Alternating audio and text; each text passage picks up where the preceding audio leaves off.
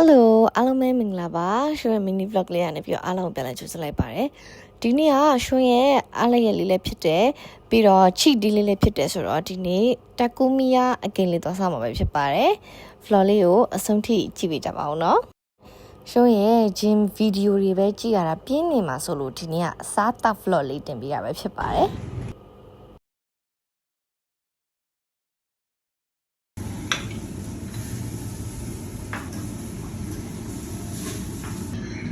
ဒီနေ့တော့ဆော်မွန်ချက်